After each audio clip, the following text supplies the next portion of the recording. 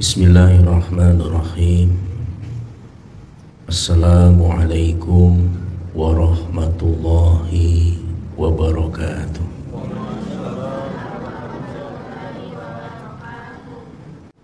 Filosof itu adalah pemikir. Dua pertanyaan ini sederhana,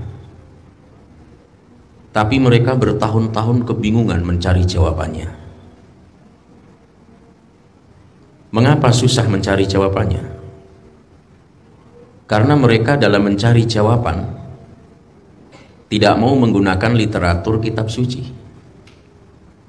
baik itu Al-Quran, Injil, apapun kitab yang dikatakan suci itu dianggap dogma, sehingga murni menggunakan pikirannya dalam mencari jawaban. Apa pertanyaannya? Yang pertama, dari mana manusia? Yang kedua, kemana selanjutnya manusia itu menuju? Jadi dua pertanyaannya, dari mana dan kemana? Mereka bertahun-tahun memikirkan dari mana ini manusia. Ada kitab suci tapi nggak dipercaya. Terus kemana kita ini dari hari ke hari, dari bulan, dari bayi, remaja, dewasa, orang tua, kakek-kakek, nenek-nenek, almarhum, semua diamati. Setelah 22 tahun, akhirnya mengambil kesimpulan. Kesimpulannya sangat abstrak, sangat gaib. Dari mana manusianya? Jawabannya, manusia itu sesungguhnya berasal dari asal mula. Asal mulanya apa? Pokoknya ada asal mulanya. Terus kemana kehidupan manusia ini berlanjut? Jawabannya sama, kembali ke asal mula itu lagi. Jadi dari mana ke mana? Jawabannya dari asal mula kembali ke asal mula. Bagi kita umat muslim, untuk mencari jawaban dua pertanyaan ini tidak butuh waktu lama. Mengapa? Karena ada kitab suci yang memandunya. Apa kata kitab suci? Dari mana manusia? Jawabannya tegas, inna lillahi. Nanti kita kuliti ini, mudah-mudahan ya 1 jam atau lewat sedikit bolehlah. Inna lillahi. Segala sesuatu termasuk manusia itu berasal dari Allah.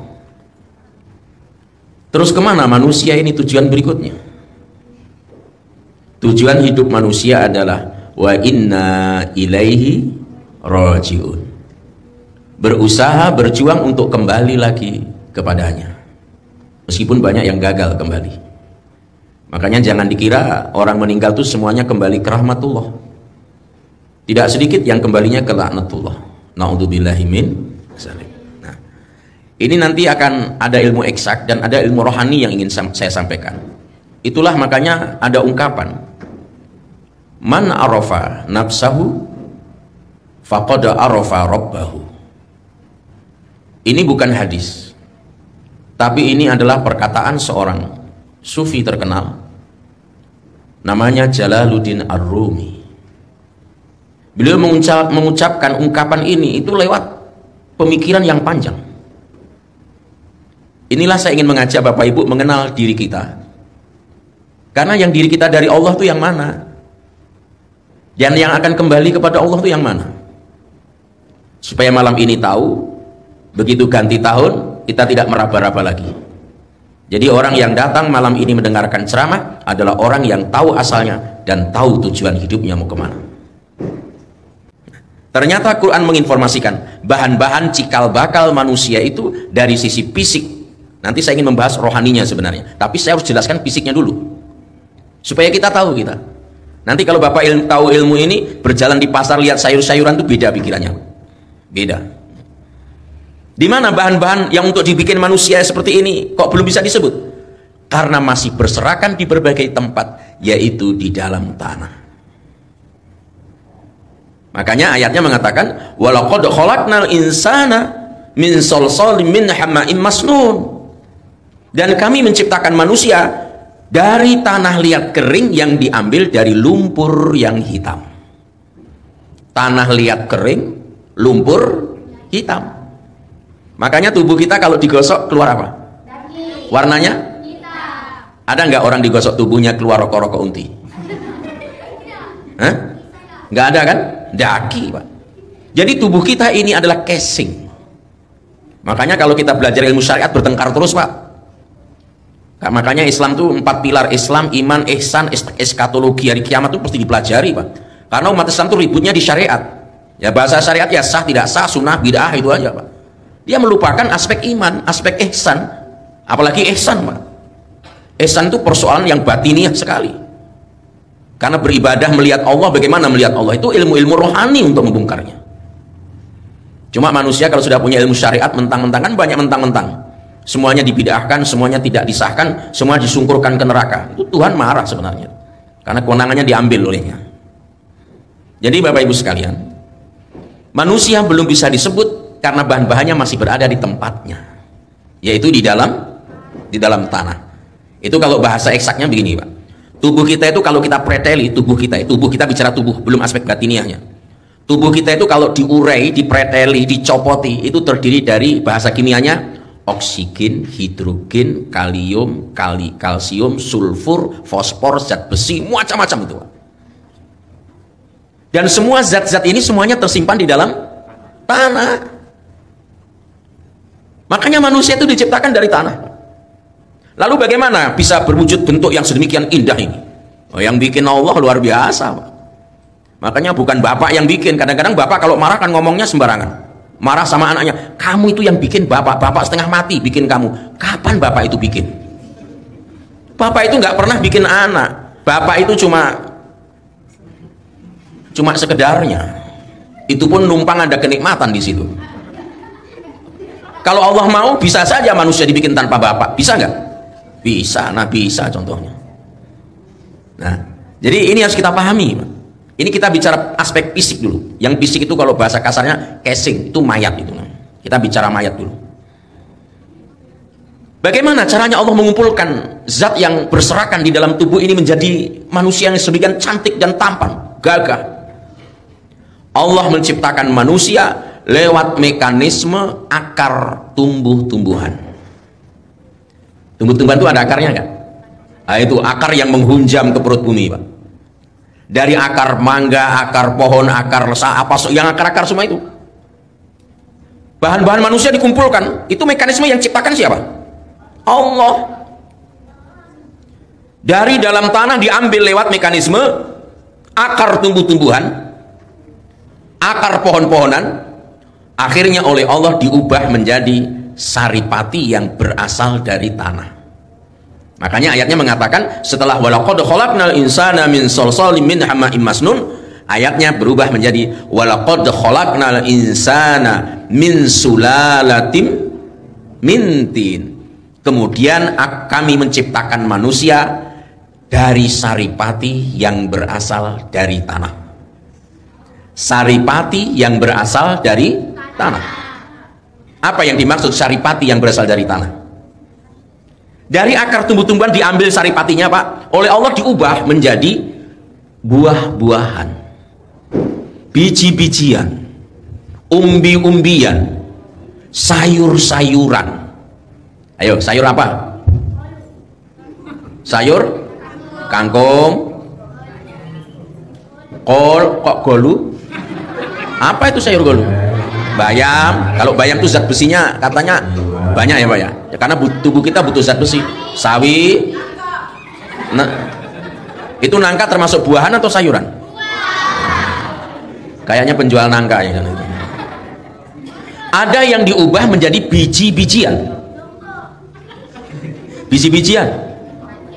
Kacang panjang. Kok kacang panjang, kacang pendek? Biji-bijian tuh kacang-kacangan, kacang merah, kacang hijau, apalagi kedelai, kacang mente, kacang tanah, kacang garuda. Ini ada yang diubah jadi umbi-umbian, ubi, Ubi jalar, ubi kayu. Ayo bilang ubi goreng. Ada yang diubah jadi buah-buahan. Mangga. Nah, ini penjual buah cepet ya. Bapak tahu nggak, buah-buahan, sayur-sayuran, biji-bijian, umbi-umbian itu istilah Quran disebut min sulalatim mintin, saripati yang berasal dari tanah. Makanya kalau saya lewat Panampu tuh banyak buah-buahan, ini calon unsur-unsur manusia itu, Pak. Saripati yang berasal dari tanah. Karena tubuh kita dari tanah, maka untuk nutrisinya, suplainya supaya prima, supaya tumbuh berkembang harus dari tanah. Itu disebut min sulalatim mintin, saripati yang berasal dari tanah. Kacang-kacangan, umbi-umbian, sayur-sayuran, buah-buahan. Sekarang kacang-kacangan, umbi-umbian, sayur-sayuran, buah-buahan yang makan siapa? Kok semuanya dihabiskan? Yang lainnya makan juga. Yang makan adalah manusia. Kita memangnya saya nggak mau. Yang makan manusia, Pak. Manusia yang makan ada berapa jenis? Kok balala? Jenis balala itu apa itu? Manusia yang makan ada berapa jenis? 2. Manusia itu kan terdiri dari 2 jenis saja, Pak. 2 jenis saja, nggak ada jenis ketiga. Jenis laki-laki, jenis perempuan. Kalau banci, Pak Ustadz, tanya fikih. Adakah fikih menyebut seperti itu? Banci itu difatwakan dari agama, minta fatwa medis. Ini kecenderungannya kemana? Laki-laki, divonis laki-laki. Maka banci bisa mengimami wanita, tapi kita yang normal ini tidak bisa diimami oleh banci. Nanti kalau melakukan aneh-aneh, terayun-ayun, nari semuanya kita, Pak. Itu kajian fikihnya. Jadi saripati yang berasal dari tanah itu dikonsumsi oleh manusia 2 jenis, laki-laki dan perempuan. Itu pun kadang-kadang makannya nggak pakai bismillah.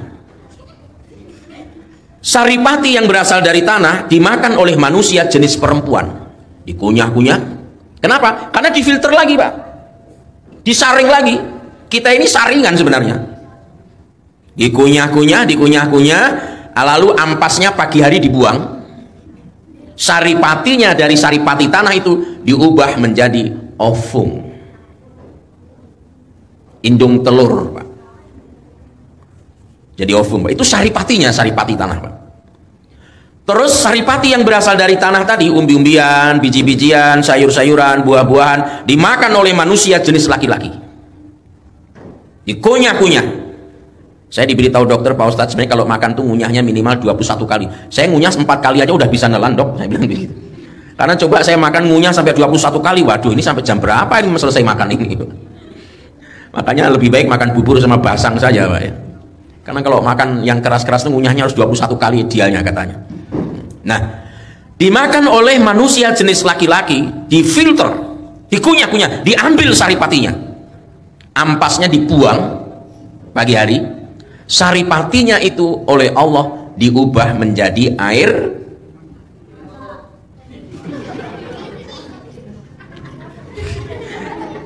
Oh, ini belum SMA, berarti belum belajar biologi ya, Pak, ya. Kok air kencing bagaimana itu? Dipertemukan oleh Allah. Cuma untuk mempertemukannya ada lembaga yang harus diikuti, yaitu untuk menyalurkan itu ada lembaga yang harus dilalui. Lembaga pintu tersebut adalah nikah. Kalau sudah nikah itu pintunya, Pak. Makanya naluri berpasangan itu sampai Allah itu mempertaruhkan kesuciannya berbicara berpasangan itu. Subhanalladzi khalaqal azwaja kullaha mimma tunbitul ardu wa min anfusihim wa mimma la ya'lamun. Subhanalladzi, maha suci Allah, dipertaruhkan, Pak, kesucian Allah bicara berpasangan itu. Isra Mi'raj itu juga diawali dengan subhanalladzi. Beda dengan al-mulk, tabarakalladzi. Tabarok itu artinya juga maha suci, tapi bukan tasbih. Sampai untuk berpasangan Allah mempertaruhkan kesuciannya. Subhanalladzi khalaqal azwaja kullaha. Maha suci Allah yang menciptakan semuanya berpasangan. Jadi untuk menyalurkan berpasangan harus melalui pintu, yang pintu itu disebut dengan nikah. Makanya Nabi bersabda, an-nikahi sunnati. Nikah itu jalanku, caraku untuk menyalurkan naluri berpasangan. Keduanya ketemu. Setelah keduanya ketemu, jadilah segumpal darah. Jadi saya, adik-adik semua ini dulu tuh segumpal darah, Pak. Kecil darahnya, Pak. Nggak ada sebesar satu kelereng, nggak ada. Kecil. Untuk roh bagaimana? Fa idza sawaituhu wa nafakhtu fihi min ruhi faqa'u lahu sajidin. Maka ketika telah sempurna bentuknya, aku tiupkan ruhku. Jadi ruh itu bukan diciptakan, tapi ditiup. Inilah orang-orang yang menggeluti thariqah tersesat, dikiranya ruh ini bagian dari Allah. Wah, dalam diri saya ini ada Allah, ini ada bagian daripada Allah. Kenapa? Ruhku itu pasti bukan lewat tafsir, dia pakai terjemah. Karena di kampung kami di Jawa itu ada MTA, Majelis Tafsir Al-Quran, tapi orangnya nggak pernah nyantri, nggak pernah belajar ilmu tafsir, tiba-tiba punya majelis tafsir, Pak. Sembarangan akhirnya yang difatwakan. Belajar tafsir itu nggak mudah, memahami ayat Quran itu tidak mudah. Makanya orang-orang yang selalu teriak kembali ke Quran dan Sunnah, nggak usah pakai mazhab-mazhab, nggak usah pakai imam-imam. Sembarangan ente ngomong. Untuk kembali ke Quran Sunnah itu gampang. Nanti kalau semua orang baik itu teoritisnya benar, orang-orang gunung, orang-orang kampung dikasih Quran kembali ke situ, nanti bisa rusak agama ini, Pak. Harus lewat ulama, mujtahid, orang yang berijtihad. Maka muncullah ilmu-ilmu zahir, yaitu fikih, usul fikih yang terkenal 4 mazhab: Hanafi, Maliki, Syafi'i, Hambali. Kok nggak bermazhab, bikin mazhab baru dia berarti. Cara agama itu harus begitu, harus bersanad. Makanya orang-orang thariqah itu banyak yang tersesat, dia merasa dirinya ada bagian Allah dalam diriku. Dia nggak tahu bahwa ruh ini diciptakan tapi dinisbatkan kepada Allah. Sama dengan kalau saya meniup, apakah hasil tiupannya itu bagian dari diri saya, Pak? Sudah tidak, lepas dia, diciptakan dia, tapi dinisbatkan kepada Allah. Disinilah rahasianya mengapa manusia itu kembali tidak mengenal Allah. Disinilah rahasianya manusia itu kembali tidak mengenal Allah. Kenapa? Kalau tubuh diciptakan, kalau roh ditiupkan. Ayo semuanya menjawab. Kalau tubuh kalau roh roh itu ditiupkan, perjalanannya jauh sekali, Pak. Lebih lama perjalanannya daripada tinggalnya di dunia roh itu, Pak. Kenapa demikian? Saya catat di Al-Quran, itu ternyata roh kita ketika ditiupkan itu kan melintasi goncangan, rintangan, tantangan. Itulah makanya kalau udah ketemu tubuh jadi bodoh lagi, Pak. Makanya kalau Bapak sholat pakai tubuh saja susah kusuk, Pak. Sholat pakai pikiran, kemana-mana pikirannya. Sholat pakai kolbu, kolbu itu bolak-balik, Pak. Musim hujan, musim kemarau, suasana perasaannya beda. Apalagi tanggal 1, tanggal 21 beda itu perasaan, Pak. Sholat itu harus menggunakan ornamen, yang ornamen itu dinisbatkan kepada Allah, perangkat penghubung yang otoritasnya di tangan Allah, dan itu satu-satunya adalah ruh. Jadi orang sholat harus pakai ruh, Pak. Cuma sayang ilmu-ilmu rohani ini nggak dipelajari. Islam, iman, ihsan, eskatologi hari kiamat yang diperbesar tuh Islamnya itu, karena Islam melahirkan rukun Islam. Rukun Islam itu ilmu zahir. Ya bahasanya ya sah tidak sah, boleh tidak boleh, sunnah tidak, itu aja. Itu baru 1/4 agama. Ada iman, yang iman itu melahirkan pemikiran. Pemikiran itu akhirnya melahirkan keyakinan. Ini ilmu akidah turunannya, Pak. Ada ihsan. Ihsan itu apa? Ketika Nabi ditanya Jibril, akhbarni anil ihsan, ajarkan kepadaku apa itu ihsan. Dijawab, anta'budallaha ka'annaka tarahu fa illam takun tarahu fa innahu yarak. Beribadahlah kamu seolah melihat Allah. Bagaimana caranya melihat Allah? Kalau nggak bisa, yakinlah Allah melihat kamu. Bagaimana membuat seperti itu? Dengan apa kita? Harus dengan sesuatu yang Allah titipkan dalam diri kita, yaitu roh. Roh itu ketika ditiup itu luar biasa perjalanannya, Pak. Tapi ingat, sebelum ditiupkan roh itu diambil kesaksiannya dulu. Istilah kita tanda tangan MOU. Ini ada perjanjian, tanda tangan ini. Jangan sampai nanti hidup di Panampu hanya main-main mercon aja nanti. Hanya ingin bikin letusan saja. Ini kok tanda tangan dulu. Kalau nggak ditandatangani, nggak bisa turun ke bumi, Pak. Nggak bisa hidup ke dunia. Apa yang harus ditandatangani? Alastu bi rabbikum. Diambil kesaksiannya. Bukankah aku ini Tuhanmu? Qalu, seluruh ruh berada di alam arwah. Nah, makanya kalau arwah itu jamak dari ruh. Arwah banyak, ruh satu. Ila ruhi, oh yang didoakan satu orang. Ila arwahi, oh yang didoakan banyak ini. Makanya dia disebut alam arwah. Semua roh-roh itu menjawab sama. Bala syahidna, benar kami bersaksi engkau adalah Rabbul Alamin. Tekan kontrak, Pak. Udah nunggu giliran untuk ditiup, karena kita lahirnya kan beda-beda ya, Pak ya. Tiupkan, menempuh perjalanan yang panjang. Kenapa perjalanan yang panjang? Di dalam Quran surah Al-Ma'arij ayat yang keempat itu dikatakan ta'arujul malaikatu warruhu ilaihi fi yaumin kana miqdaruhu khamsina alfasanah. Itu para malaikat dan ar-ruh ini Jibril maksudnya. Malaikat Jibril dan malaikat-malaikat itu kalau turun ke bumi, naik ke langit, itu membutuhkan waktu sehari. Jadi sehari baru tiba di bumi, naik ke langit sehari lagi, turun ke bumi sehari lagi.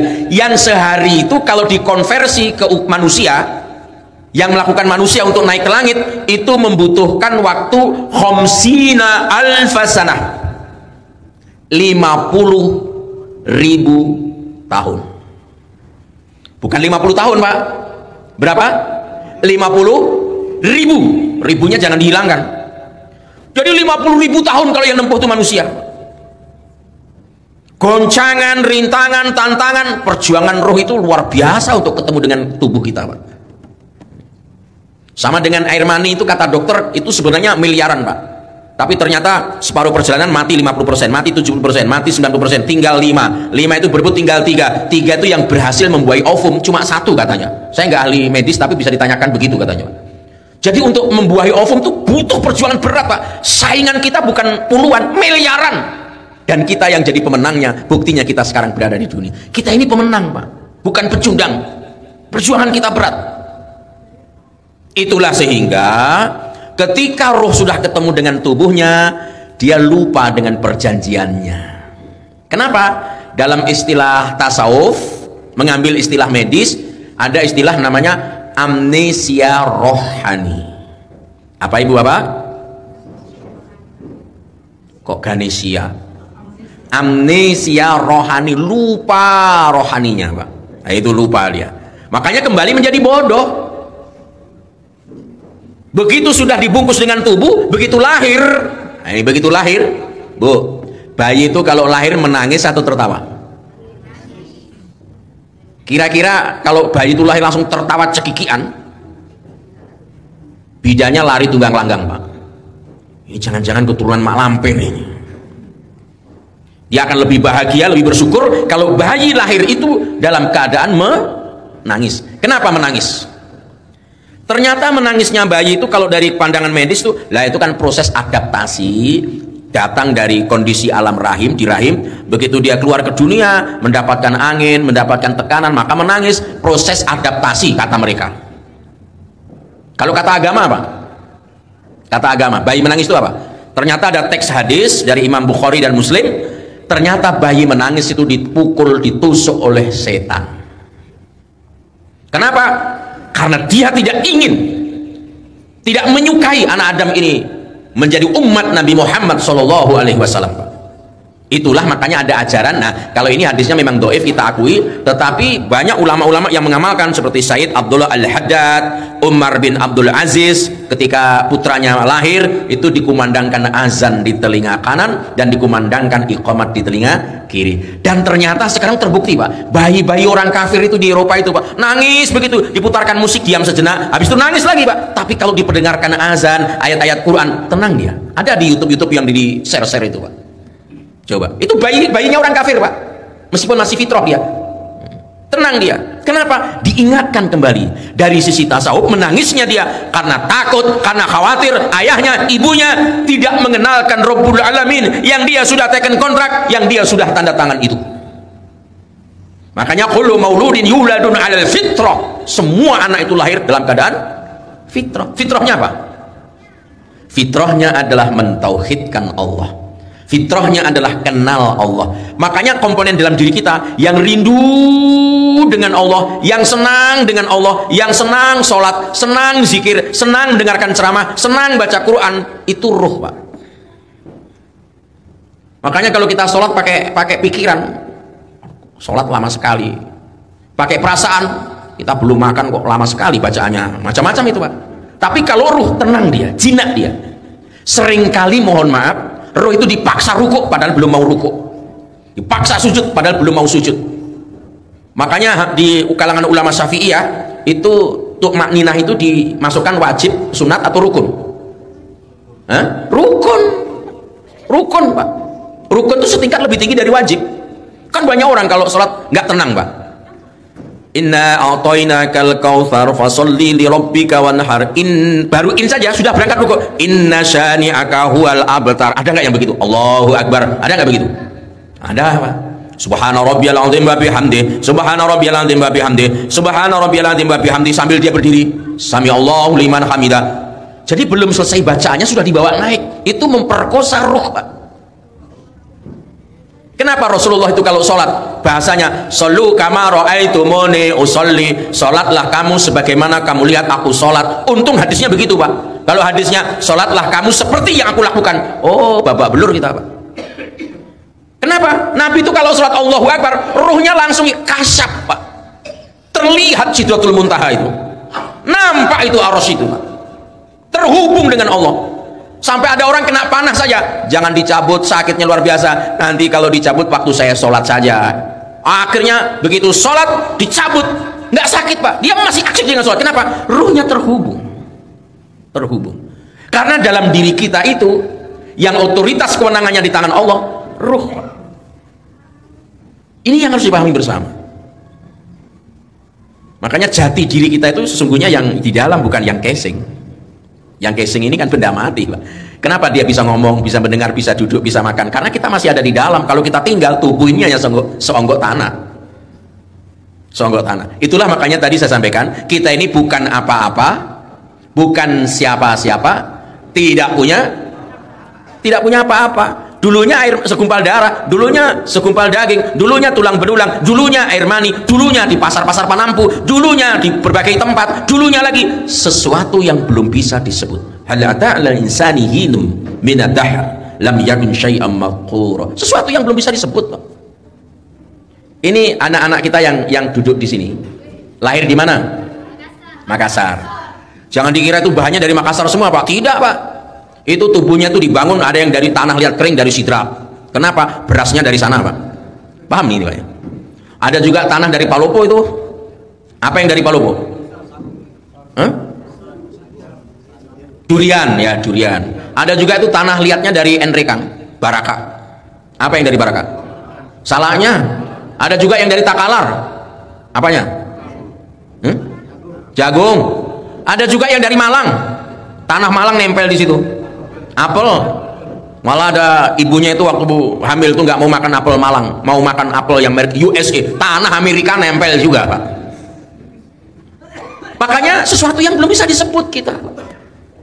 Kok sekarang pakai seragam mentang-mentang, punya ilmu mentang-mentang, punya gelar mentang-mentang, punya harta mentang-mentang. Siapa ente itu? Kalau dipandang dengan kacamata rohani, Anda bukan apa-apa, bukan siapa-siapa, dan tidak punya apa-apa. Makanya pakai pakaian ihram. Untuk apa pakai pakaian ihram? Karena orang pergi ke Mekah itu bukan karena Ka'bah, Pak, bukan karena Hajar Aswad. Itu salah itu. Malah bagi orang-orang tasawuf bisa musyrik itu. Itu, Pak. Saya rindu Ka'bah, saya rindu Hajar Aswad. Kok ibu-ibu rindu Hajar Aswad? Mencium suami lebih besar pahalanya, Pak. Iya. Karena mencium Hajar Aswad kan disunatkan bagi laki-laki, bagi wanita mubah, Pak. Tapi mencium suami sunat atau wajib? Wajib ya, Pak ya. Tapi Bapak nggak pernah dicium.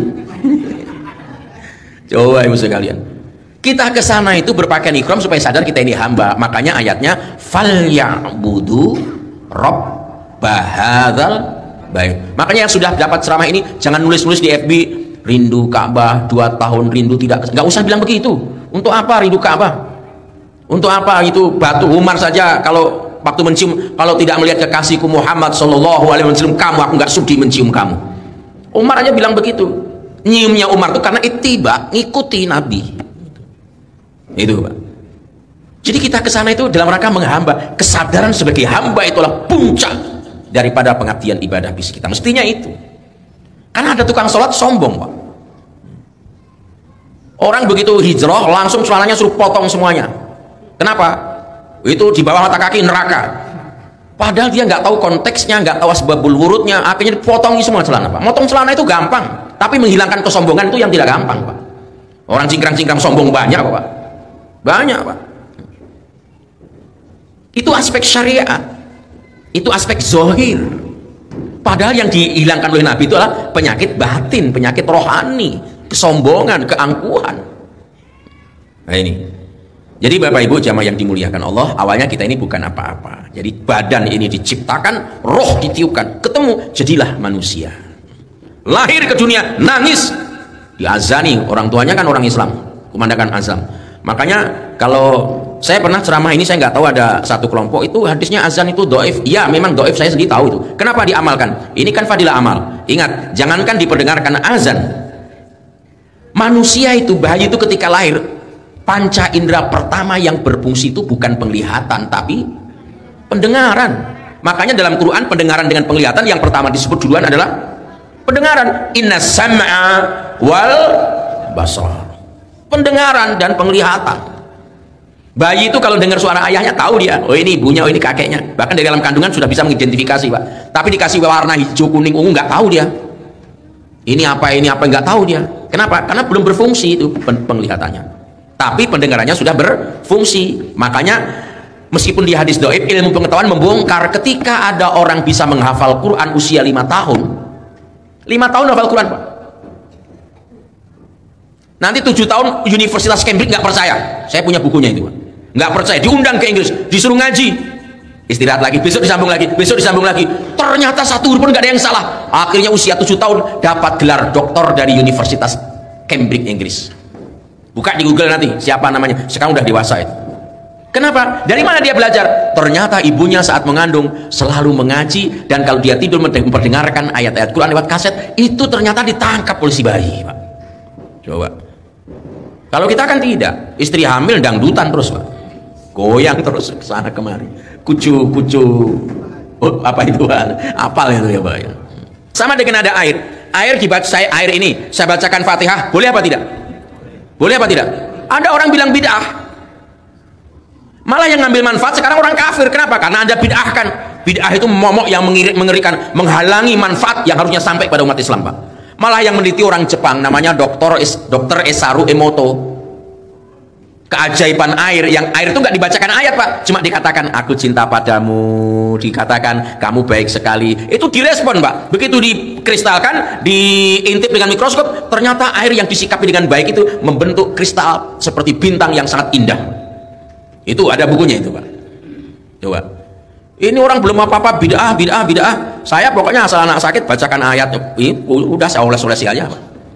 Saya oles-olesi Fatihah saja. Sembur-semburkan, Pak. Karena tidak semua amalan itu dilakukan oleh Nabi Muhammad SAW. Kadang-kala yang melakukan orang lain. Makanya orang harus paham sunnah itu isinya apa. Jangan ngomong tidak sunnah tidak ada di zaman Nabi. Sunnah itu memangnya harus dilakukan oleh Nabi. Tidak semua sunnah itu harus dilakukan oleh Nabi.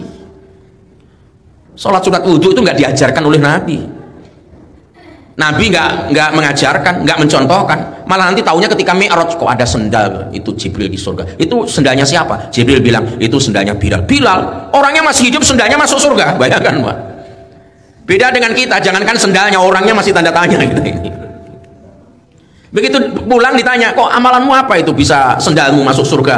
Ketika aku Mi'raj, dijawab, saya ini ya Rasul, kalau tidak selesai wudhu, kapanpun pagi siang sore malam, setiap wudhu saya selalu sholat sunat wudhu. Nabi nggak bilang itu kan nggak saya ajarkan, itu kan bid'ah. Itu tidak begitu. Akhirnya itu jadi sunnah takririyah namanya. Sebelum ditahu Nabi apa namanya itu? Sebelum ditahu oleh Nabi. Nah, jadi itu Bapak Ibu sekalian. Jadi oleh karena itu saya termasuk mengazani anak-anak saya ketika lahir. Pas saya nggak ada, tolong diazani. Saya selalu minta. Kenapa? Yang berfungsi pertama adalah supaya manusia itu diingatkan lagi, supaya nggak lupa. Kalau azan kan satu kali aja, Pak, supaya peringatannya permanen. Kedua telapak tangannya distempel, cecok. Telapak tangan kiri cecok, distempel kedua telapak tangannya. Makanya di kedua telapak tangan kita itu ada stempelnya. Makanya bayi kalau lahir tangannya terbuka atau menutup? Menutup, Pak. Ternyata di situ ada asma Allah dan nama Nabi Muhammad Sallallahu Alaihi Wasallam. Saya nggak akan bicara tentang ini, tapi yang jelas itu stempelnya, Pak. Makanya kalau kita buka telapak tangan kanan kita, itu terstempel angka 18. Cocok ya? Yang kiri terstempel angka 81. Itu orang-orang thariqah tahu semuanya. Cuma sayang itu orang nggak mau bertasawuf, nggak mau berthariqah, karena dianggap digeneralisir ada thariqah yang sesat, akhirnya semua disesatkan. Tidak semua thariqah itu sesat. Perlunya kita mengilmu ilmu rohani seperti ini supaya nggak kering kerontang, Pak. Coba orang yang meninggalkan ilmu ini, Pak, meskipun rajin sholat, judes aja, angker aja, wajahnya sangar aja, kalau dipandang tuh nggak teduh gitu, Pak. Coba kalau ulama-ulama kita yang bertorekot, yang mereka itu punya wiritan, ada mursyid, punya sanad ilmunya, itu dipandang tuh tenang perasaan, Pak. Kontak kita, Pak, menular energinya, Pak. Ingat akhirat kita, semangat ibadah kita ngelihat orang, karena ada orang kalau dilihat itu asam urat kumat, Pak. Lama dilihat vertigonya muncul. Nah, sekarang kita sudah berada di dunia. Nah, ya sudah ada di dunia kan? Jangan dikira di dunia ini lama. Tadi perjalanannya tadi, kalau malaikat itu turun ke bumi sehari itu ukuran manusia berapa tadi? 50.000 tahun. Ribunya jangan dihilangkan. Dan hidupnya Anda nggak 1000 kita tahu? 1000 tahun ada nggak? Berarti hidup itu hanya seperti kita pergi ke Pare-Pare, singgah minum kopi, beberapa menit lanjut lagi. Begitu hidup itu, Pak. Kalau kita hidup 100 tahun dikonversi itu nggak cukup 3 jam, nggak cukup, Pak. Dikonversi ke apa? Kan kata Quran, komparasi perbandingan akhirat dengan dunia itu kan 1000 tahun. Ka'alfi sanatin mimma ta'udun, 1000 tahun. 1000 tahun itu kalau satu hari 24 jam, berarti separuhnya akan 500 tahun. Itu berarti 12 jam. 12 jam bagi 2, 6 jam. 6 jam itu berarti 500 bagi 2, 250 tahun itu 6 jam. 225 bagi 2, ya 250 bagi 2, 125. Berarti 6 jam bagi 2, 3 jam. Ya 3 jam kita nonton bola sebentar, minum kopi, berangkat, Pak. Lebih lama perjalanannya kita ini. Berhari-hari untuk bertempuh, ternyata hanya singgah sebentar saja. Hidup ini sangat sebentar. Makanya nanti di akhirat, ketika sudah sampai di akhirat, manusia ditanya oleh Allah, kam labistum fil ardi adada sinin, berapa bilangan tahun kamu tinggal di atas bumi? Berapa bilangan tahun kamu tinggal di atas bumi ini? Mereka menjawab, qalu labisna yauman aw ba'da yaum, kami itu di bumi ya sehari atau setengah hari. Coba 100 tahun, 70 tahun dibilang sehari atau setengah hari. Allah menjawab, tanyalah kepada orang yang pandai menghitung, kamu itu tinggal di atas bumi kecuali illa qalila, kecuali sedikit sekali. Inilah makanya perjalanan kita di bumi ini harus paham tujuan kita. Karena ada orang hidupnya pagi, siang, sore, malam, ganti hari, ganti pekan, ganti bulan, ganti tahun. Hidupnya hanya terbit matahari, berangkat ke sawah, terbenam matahari, pulang ke rumah. Terbit lagi matahari, berangkat ke sawah, terbenam matahari, pulang ke rumah. Terbit lagi matahari, berangkat ke sawah, pulang lagi ke rumah sore hari. Hidupnya bertahun-tahun hanya rumah, sawah, sawah, rumah, rumah, sawah, sawah, rumah, sampai tua, tubuhnya rusak, akhirnya mati. Ini kebetulan manusia yang profesinya petani. Ada orang yang hidupnya rumah pasar, pasar rumah, rumah pasar, pasar rumah, sampai menua, sakit, mati. Siapa ini? Oh, orangnya hadir kayaknya ini. Kayaknya orangnya hadir ini. Oh, ada juga rumah kantor, kantor rumah, berhari-hari begitu pontang-panting, Pak. Saya tuh lihat tetangga saya itu pusing, Pak. Pagi-pagi tuh jam 7 harus segera berangkat, jam 6 berangkat lagi. Kenapa agak jauh, Pak Ustadz? Hujan-hujan tuh pakai mantel, berangkat lagi. Sore pulangnya lagi. Kadang-kadang kalau daerah saya kan macet itu di Antang itu. Biasa Pak Ustadz kalau saya ada kegiatan sampai jam 4 sekalian saya pulang habis isya. Kenapa? Kalau saya berangkat pulang jam 4, tiba di situ macet, tibanya juga habis maghrib juga, sekalian saya sholat isya, maghrib isya di masjid. Tempat mangkalnya tuh kalau nggak masjid raya dulu ada ceramahnya, kalau nggak ada di yang ada ceramah sekalian nunggu ceramah, pulang baru pulang, Pak, longgar tuh jalanan. Begitu, Pak. Bertahun-tahun begitu. Malah ada tetangga saya itu kepala sekolah SMP 4 ini, SMP 4 mana? Oh, Pontiku ya. Itu tetangga saya itu di Jalan Trate dia tinggal di situ. Tiap hari begitu pontang-panting, tapi beliau nggak termasuk yang begitu, karena pengurus masjid dia, Pak. Kenal dengan Allah dia. Kan ada orang rumah kantor, rumah kantor sampai tua, sakit, pensiun, mati, Pak. Malah ada yang belum pensiun sudah mati duluan. Kalau ibu-ibu tiap hari kerjanya hanya rumah, dapur, oh dapur rumah juga itu. Kecuali rumahnya Panampu, dapurnya Cendrawasih, pasarnya Panampu, nah muntang panting. Itu kehidupan liar tanpa arah dan tujuan. Nggak boleh, Pak, nggak boleh. Di rumah ibadah, di jalan ibadah, mau di pasar, mau di sawah, mau di kantor, mau di mana saja harus ibadah. Doktrinnya jelas, inna sholati wa nusuki wa mahyaya wa mamati lillahi rabbil alamin. Kalau kita amalkan ini, mati tidak harus di masjid, Pak. Mati tidak harus sementara sujud. Kalau orang meninggal karena sementara sujud sholat, itu sujud yang sifatnya simbolik, yang insya Allah husnul khotimah. Tapi kalau orang niatnya bekerja di pasar, itu ibadah kepada Allah, itu juga sujud secara sosial. Itu juga fisabilillah, Pak. Makanya ketika pernah ceramah dur di sini, saya doktrin Bismillahirrahmanirrahim. Bismillah itu motivasi hidup. Bismillah, Pak. Makanya pergi meninggalkan rumah, bismillahi tawakkaltu ala Allah, supaya bernilai ibadah di sisi Allah Subhanahu wa taala. Nanti kalau hidup yang tidak berapa lama, berapa tahun di dunia kita? Ayo, mau berapa tahun? Nggak usah lama-lama, Pak. Saya mau 1000 tahun, rusak tubuh kita setengah mati kita, Pak. Dulu Ibrahim itu ingin panjang umur, tapi oleh Allah dijawab, dipertemukan dengan kakek-kakek yang air liurnya keluar, makan susah, apa segala macam, keluarganya jadi susah. Akhirnya di cancel doanya, ya Allah batal doanya. Ternyata kalau tua seperti itu nanti. Jadi boleh sekali, kita nggak lama hidup di dunia ini. Mau ganti tahun, mau ganti bulan, pokoknya semuanya harus ibadah. Makanya saya nggak peduli mau ganti tahun Masehi atau Hijriah, yang jelas 12 bulan itu ciptaan Allah. Ketika kapan diciptakan? Fi kitabillahi yauma khalaqas samawati wal ard. Ketika Allah menciptakan langit dan bumi, baru ada 12 bulan. Akhirnya ada 1 bulan, ada 1 hari, ada 1 jam, ada 1 menit, ada 1 detik. Baru ada waktu. Sebelum ada langit dan bumi, nggak ada itu waktu. Nah, jadi oleh karena itu, supaya kita istiqomah, kembali hidup di dunia harus dalam rangka ibadah kepada Allah. Nanti kembalinya wa inna ilaihi rajiun. Yang rajiun itu apa? Kita dari Allah. Yang dari Allah itu apa? Bukan tubuh. Tubuh dari tanah. Nah, yang dari Allah itu adalah ruh kita.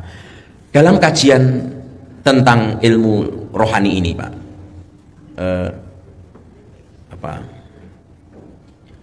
anggap saja meja ini tubuh. Anggap saja meja ini adalah tubuh. Di dalam tubuh itu berisi jati diri kita. Jati diri kita itu 3 kesatuan: akal, kolbu, dan ruh. Akal, kolbu, dan ruh ini mewadahi jiwa. Itu. Ketika kita tidur, ruh itu ditarik oleh Allah. Tapi jiwa masih ada, Pak. Ketika kita belum saatnya mati, dikembalikan. Karena ruh itu dalam kajian Ikhwanus Sofa di abad ke-10, dia merupakan CCTV yang Allah letakkan dalam tubuh kita untuk memantau kehidupan kita. Di saat kita tidur, pasif dicopot oleh Allah. Begitu bangun, dikembalikan lagi. Makanya ketika bangun tidur, doanya Pak, ayo adik-adik bangun tidur, doanya Pak. Oh, nggak pernah tidur kayaknya. Bangun tidur doanya Allahumma barik lana. Oh, salah ya. Nah, itu fima rozak lana itu. Alhamdulillahilladzi ahyana ba'da ma amatana wa ilaihin nusyur. Alhamdulillahilladzi, segala puji bagimu ya Allah, ba'da ma amatana, yang telah menghidupkan kami setelah mati kami. Makanya dia disebut mati kecil. Tapi kalau jati diri kita itu diangkat, maka matilah kita. Nah, yang kembali kepada Allah adalah ruh. Ruh kita itu jengkel, Pak. Sebenarnya berjam-jam duduk di warkop, nggak jelas apa yang dibicarakan. Itu jengkel ruh kita, Pak. Ini apa yang dibikin ini? Kok nggak zikir-zikir? Kok nggak ingat Allah? Yang dibicarakan kok mobil saja, yang dibicarakan kok pangkat saja. Malah yang bertanding orang lain, dia yang kesal. Ini ada orang nonton bola itu di Moncong itu mejanya pecah, jengkel gara-gara 4-0, Pak. Itu marah sampai begitu, Pak. Kenapa nonton aja, itu anggap saja hibur. Bagi kami hibur itu penting juga kadang-kadang, Pak. Karena pada saat saya kita ini kadang-kadang diajak oleh setan untuk memikirkan Allah, zat Allah. Ketika kita tinggal nonton televisi, setan tuh kecewa. Waduh, nonton televisi lupa lagi pikirannya. Kan kadang-kadang kita ini kan begini, saya tuh sering Pak gitu. Dulu sebelum ada langit yang bumi, yang ada cuma Allah. Allah sendirian. Kadang-kadang pikiran kita liar. Allah sama siapa? Sebelumnya apa? Itu kadang begitu. Segera makan Pak, segera nonton TV, segera main-main Pak. Itu lebih disukai oleh Allah ketika kita meninggalkan pertanyaan-pertanyaan yang merupakan jebakan-jebakan setan. Ya, saya nonton bola saya suka juga Pak. Ya sempat kesal juga karena 4-0 gitu. Sempat kesal juga. Kok setiap sama Thailand kok kalah terus ya Pak. Ya. Dari dulu begitu, kutukan apa ini? Jangan-jangan mau dirupiah dulu pemainnya ini. Sampai kadang saya berkata seperti itu. Tapi saya nggak fan berat amat Pak. Karena setiap ada pertandingan, dulu kita di Mapanyuki itu selalu dapat tiket gratis itu. Saya Ustadz Amullah Amri ketika masih di Tiga Utama dulu, penjual tiketnya kan di situ. Kasih kita, kalau mau masuk Ustadz, masuk aja. Yang paling rajin tuh Ustadz Ashar itu, saya sempat temani juga. Bahkan kalau dia pas PSM main itu kadang-kala undangan ceramahnya digantikan orang lain. Jadi, yang penting tidak judi ya, daripada mikirkan zat Allah Pak. Jadi Bapak Ibu jamaah yang dimuliakan Allah, yang dari Allah itu yang dinisbatkan kepada Allah adalah ruh. Tentu ruh ini harus kembali kepada Allah dalam keadaan mutmainnah. Bukan lawamah, bukan amarah. Apakah ada orang yang ruhnya itu ditolak? Bukan ditolak, tetapi ruh itu sebenarnya netral, kan itu otoritasnya Allah. Bahkan ketika orang masuk neraka saja itu ulama berdebat, ruh itu ikut tersiksa apa tidak? Dan mayoritas mengatakan tidak ikut tersiksa, dia hanya membersamai dia menikmati siksaan. Tapi nggak mati, karena kalau dicabut ini matilah dia Pak. Itu berdebat para ulama. Sehingga ibu bapak sekalian, dilihat dari kacamata ilmu tasawuf, mati itu secara hakikat tidak ada. Tapi hati-hati nanti Pak ya, biarlah dia nggak paham. Yang penting bapak paham. Kenapa tidak ada? Karena di alam manapun kita berada, di situ ada kehidupan. Di alam arwah hidup, di alam rahim hidup, di dunia hidup, di situ hidup, di akhirat hidup yang sesungguhnya. Tolong ibu-ibu dijawab ya, bapak-bapak semuanya, adik-adik dijawab ya, siap ya, pilih ya, salah satu dari dua ini ya, bapak-bapak juga ya, ibu-ibu juga ya. Alam kubur itu gelap apa terang? Sempit atau lapang? Sepi atau rame? Sendiri atau bersama-sama? Itu akibat tidak ngaji tasawuf. Itu akibat orang meninggalkan pelajaran ihsan. Pemahamannya tekstual Pak. Dalilnya sempit kok, dalilnya sepi kok, dalilnya sendiri kok. Tuhan dalil apa? Teks itu jadi Tuhan akhirnya. Alam kubur sempit, gelap, sepi, sendiri, kayak pernah kesana aja. Nah sekali-sekalilah kita beranjang sana, berrekreasi ke alam barzah. Yang saya tanya itu alam kubur bukan kuburan. Beda nggak? Alam kubur dengan kuburan beda nggak? Beda Pak. Kalau kuburan ya sebelah itu, kuburan itu tempatnya apa? Tempatnya casing, tempatnya kendaraan, tempatnya tubuh. Kenapa dikubur? Lo kan asalnya dari tanah, kembalikan ke situ. Yang kembali kepada Allah apa? Bukan tubuh, roh. Sebenarnya saya menyebut jati diri karena dalam kitab itu jati diri Pak. Kalau nyebut jati diri itu kurang enak di telinga, ya roh sajalah. Karena di situ masuk akal, kolbu, satu kesatuan, satu rangkaian yang diwadahi dengan jiwa. Makanya akal dan kolbu itu kadang-kadang bersinonim.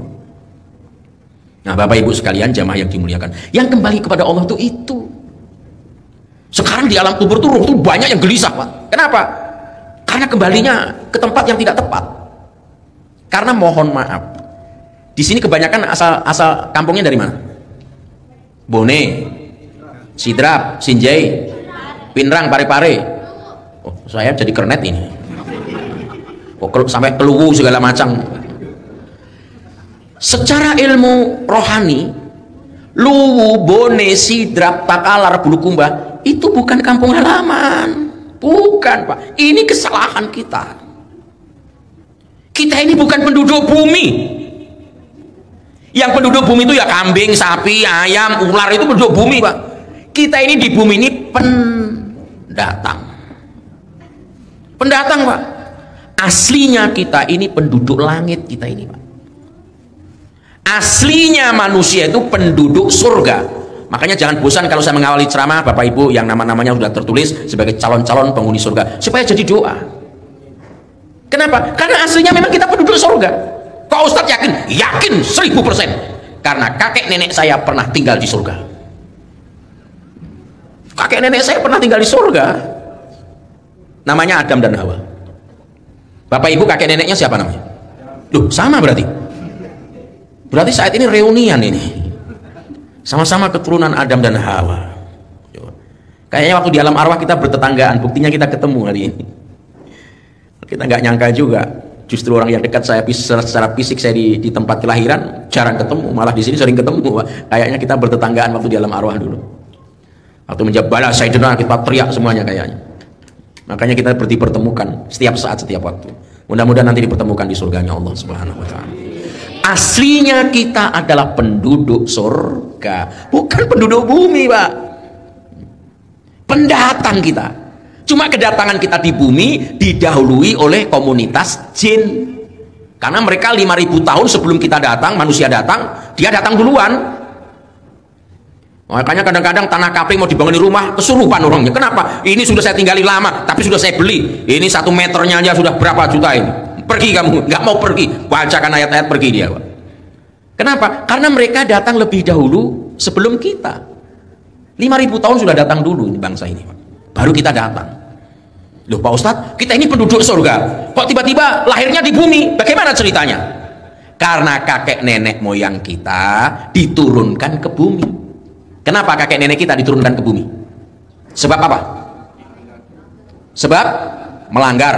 Melanggar apa? Bapak Ibu harus beristighfar. Kenapa? Neneknya dituduh-tuduh bermaksiat. Coba Pak. Neneknya dituduh-tuduh. Malah yang paling parah itu, maaf agama lain saya nggak mau nyebut itu Pak. Gara-gara Adam kita sengsara tinggal di bumi. Kalau dia nggak berbuat dosa kita tinggal di surga. Lah kalau ketemu kakek Adam marah sama kakek Adam itu.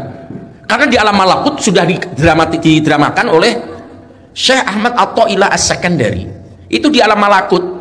Adam tuh marah sama Musa karena Nabi Musa termasuk menyalahkan Adam, gara-gara kamu kita sengsara di bumi, kalau nggak 4 jam nggak makan lapar, 8 jam nggak tidur ngantuk kita. Langsung Adam berkata, Musa kamu itu Nabi, kamu itu Rasulullah, kenapa pikiranmu sama dengan orang awam? Aku ini ke bumi itu makan buah khuldi, nggak makan buah khuldi tetap ke bumi. Kenapa? Aku belum ada saja Allah sudah ngomong sama malaikat, wa idz qala rabbuka lil malaikati inni ja'ilun fil ardi. Itu Allah sudah ngomong sama malaikat, sayanya belum diciptakan. Jadi orang yang menuduh gara-gara ada makan buah khuldi lah, itu harus minta maaf sama Adam, kirim Fatihah kepadanya Pak. Harus di-Fatihahi itu Pak. Kalau enggak nanti dituntut nanti di akhirat. Kok saya disalah-salahkan? Mau makan buah khuldi tidak makan buah khuldi tetap turun ke bumi yang sudah di-planning oleh Allah Pak. Mana yang lebih dulu, catatan di Lauhul Mahfuz atau makan buah khuldinya? Catatan di Lauhul Mahfuz. Nah, untung di alam malakut Musa itu dikisahkan minta maaf. Nah, kita minta maaf caranya bacakan Fatihah untuk kakek kita Adam, Pak. Wah, saya dituduh-tuduh bermaksiat, melanggar apa semuanya. Pelanggaran kita itu lebih banyak, Pak. Nah, itu namanya ilmu zuhiri, Pak. Makanya jangan ilmu zuhiri saja, ilmu lahir saja. Harus ilmu-ilmu rohani itu diilmui supaya kita bisa menjaga, oh ternyata hakikatnya bukan pelanggaran, biar tidak melanggar, tetap turun ke bumi. Karena turun ke bumi ya diturunkan, ada banyak riwayat, ada versi di India, di Jeddah, ketemu di Padang Arafah, nanti terus apa di Padang Arafah tepatnya di Jabal Rahmat. Di situ digambarkan tempat yang paling subur dulunya Pak, dan rumah yang pertama dibangun oleh mereka berdua adalah Ka'bah. Makanya Ka'bah itu awal mula rumah yang dibangun di bumi. Makanya kalau kita pergi ke Mekah itu pada hakikatnya pulang kampung. Pulang kampung dunia kita, ketika kita meninggal dunia, pulang kampung ke kampung hakikat kita. Jadi kita pulang kampung Pak. Kenapa? Awal mula kehidupan di situ. Nanti dihajar oleh banjir topan di zaman Nabi Nuh, dibinasakan, beranak pinak lagi di masa Nabi Nuh alaihissalam, berkembang, terus akhirnya ditutup dengan pasir. Nanti generasi Nabi Ibrahim yang menempatkan di situ, akhirnya dibangun kembali. Jadi Nabi Ibrahim itu membangun Ka'bah itu di sini pojoknya, di sini pojoknya. Itu bukan maunya seenaknya sendiri Pak. Allah yang kasih petunjuk. Ini adalah rumah pertama yang dibangun di bumi. Jadi itu rumahnya kakek nenek kita. Sudah pernah pulang kampung nggak? Itu keluwu itu. Pulang kampung luwu sama bone itu. Makanya di masa pandemi itu kita selalu rindu, Ustadz kapan dibuka lagi? Ini kita nggak tahu regulasinya berubah-ubah ini. Orang nanya kenapa? Selalu ingin rindu pulang kampung. Makanya kalau saya di Mekah itu duduk di bagian atas tuh, saya merenung di sini kehidupan Adam, Hawa, Habilnya di mana dibunuh, Habilnya di mana. Itu kita merenung di situ, Pak. Saya banyak merenung di situ, Pak. Cuma sayang ritual tempat-tempat bersejarah itu dihabisi sama Wahabi. Jadi itu makanya sekarang baru mereka sadar, Pak. Mereka baru sadar, Pak. Sampai menyurat ke Erdogan Turki. Bisa nggak itu peninggalan Rasulullah kita bawa ke Mekah? Berapa yang diingini? Erdogan, Presiden Erdogan bilang seluruh negara Arab dijual untuk membeli sehelai rambut Rasulullah, tidak kami lepas selama Erdogan jadi presiden. Nggak mau, Pak. Makanya bikinlah duplikat. Makanya kalau orang pergi umroh bikin museum. Kan Arab baru bikin museum tuh, duplikat pedangnya Nabi yang asli bukan di Arab tapi mirip-mirip asli, tapi itu duplikat. Yang asli ada di Turki. Itu diminta, Pak, karena terlanjur apa? Terlanjur tempat-tempat bersejarah dihabisi. Malah makam Rasulullah aja mau dibongkar, Pak, mau diratakan dengan tanah. Itu karena pembelaan ulama-ulama Hijaz, termasuk ulama kita. Itu kita bangga-banggakan di kalangan Nahdien itu, termasuk mengirim delegasi ke sana. Untuk apa? Jangan di situ. Kenapa? Itu makam adalah, itulah makanya harus belajar akidah, karena mereka akidah tauhidnya itu trilogi. Kalau kita kan 20 sifat itu mesti dihafal itu kita, Pak. Mesti dihafal. Karena kalau tauhid rububiyah, uluhiyah, asma wa sifat itu yang dicetuskan hasil filsafatnya Ibnu Taimiyah, itu melahirkan orang-orang radikal, Pak. Gampang mengkafirkan orang, Pak. Persoalan muamalah dihukumi dengan akidah, Pak. Baju itu kan persoalan muamalah, dihukumi dengan akidah. Lah bahasa akidah halal haram, surga neraka, musyrik beriman, itu bahasa akidah. Bukan dihukumi dengan itu. Persoalan baju kok, Pak. Songkok kok. Persoalan jubah kok dihukumi dengan hukum akidah bagaimana? Prinsip agama menutup aurat dengan apa? Urusanmu. Urusan dunia itu. Nah, gitu, Pak. Jadi oleh karena itu Bapak Ibu jamaah yang dimuliakan Allah Subhanahu wa taala, sejatinya kampung kita adalah surga. Kampung hakikat kita, kampung dunia kita di Mekah. Pernah pulang kampung ke situ? Bercita-citalah pulang kampung, masa nggak rindu-rindu? Nah, nggak usah mikirin uang. Malah orang kadang bilang belum ada panggilan. Panggilannya sudah ada, Pak. Ketika selesai bikin rumah itu, Ibrahim diperintahkan naik ke Jabal Qadis, diperintahkan wa'adzin finnasi bil hajj, seru manusia, seru azan seruan itu sudah ada. Cuma masalahnya tiketnya belum tiba. Nah, tiketnya belum tiba, mungkin alamat kita nggak jelas. Karena sholat subuhnya jam 7 kan nggak jelas itu, Pak. Nomornya nggak jelas ya, akhirnya susah lah. Ya, diperjelas lah nomor alamatnya supaya malaikat Mikail yang mendistribusikan rezeki, oh alamatnya di sini. Banyak orang alamatnya nggak jelas, dilempar aja supaya dia cari sendiri rezekinya, pasti jatuh ke dia. Ada yang langsung diantarkan. Nah, ini ada bab tersendiri juga tentang itu. Nah, jadi kampung halaman kita itu adalah akhirat. Semua orang yang meninggal dunia itu sekarang hidup di alam barzakh, alam kubur. Alam kubur itu bukan kuburan. Apakah di situ hidup? Hidup. Apakah di situ rame? Rame di situ, Pak. Bagaimana nggak rame? Fadkhuli fi ibadi, masuklah dalam kelompok hamba-hambaku. Miliaran orang sudah meninggal dunia. Cuma saya nggak tahu di sana ada RT, RW, lurah, itu saya nggak tahu itu, Pak. Itu rame di situ, Pak. Luas di situ, Pak. Di situ luas. Kalau Bapak Ibu saya tanya, matahari itu ada berapa?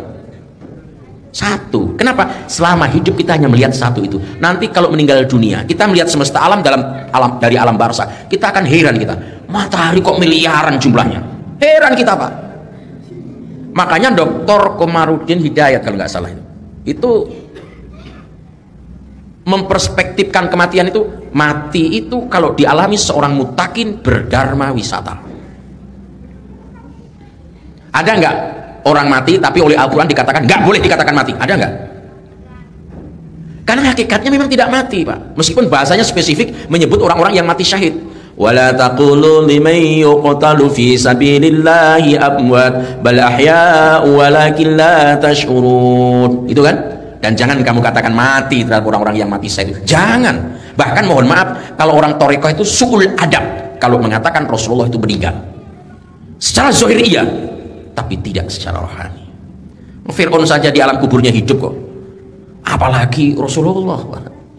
Orang mati syahid itu hidup, gak boleh dikatakan mati, apalagi Rasulullah di atasnya orang-orang yang mati syahid. Makanya secara tasawuf mati itu hakikatnya tidak ada. Di situ ada kehidupan. Apa yang hidup? Ruh kita. Karena ruh itu dengan kodrat iradat Allah, dia tetap hidup. Nanti dipertemukan lagi dengan tubuhnya, baru akhirnya sampai ke akhirat. Jadi oleh karena itu, berganti hari, berganti bulan, berganti tahun, ya harus kita sikapi bahwa hari ini lebih baik dari hari kemarin, dan hari-hari yang akan datang harus lebih baik daripada hari ini.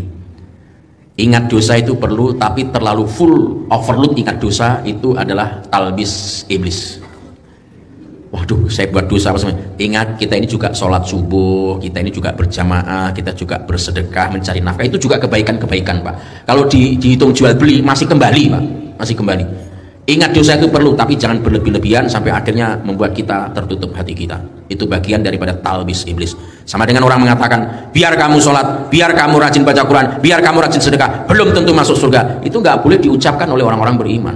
Itu membantu talbis iblis, Pak. Kalau yang masuk surga bukan kita yang sholat, bukan kita yang sedekah, bukan kita yang baca Quran, siapa yang masuk surga? Nah, coba. Jangan membantu, jangan menyenangkan iblis, menyusahkan orang-orang beriman. Gembirakanlah orang-orang beriman, susahkanlah iblis. Jangan berkata begitu, kan ada sering kata gitu. Biar kamu rajin zikir, belum tentu. Itu membantu iblis dalam melemahkan semangat kita. Mudah-mudahan apa yang saya sampaikan ini ada manfaatnya. Saya bisa lanjut lagi ceramah sebenarnya, cuma saya lihat mata sudah berkunang-kunang kayaknya. Di belakang itu asam uratnya udah kumat karena udah miring kanan miring kiri berkali-kali, Pak. Saya itu biasanya kalau ceramah malam itu alarmnya 3. Biasanya kalau saya ceramah sambil lirik kanan lirik kiri, kalau ada jamaah menguap 3 kali itu isyarat saya harus berhenti. Dari tadi sebenarnya ada seorang jamaah, nggak usah saya sebutkan ibu atau bapak ya, Pak ya, itu sudah berulang-ulang menguap terus tadi.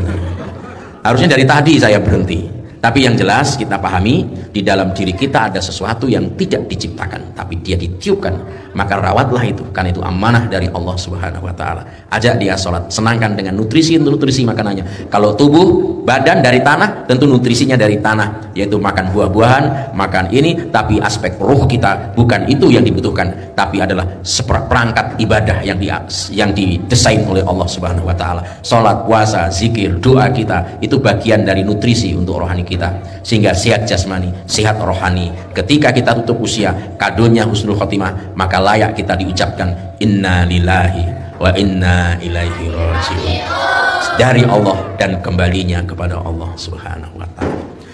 Saya kira demikian, lebih kurang mohon dimaafkan. Terserah mau ada tanya jawab atau tutup, saya ikut saja kepada peserta. Mau tanya jawab boleh, atau ditutup juga boleh. Bagaimana Pak protokol, Mas? Bagaimana? Oh ya.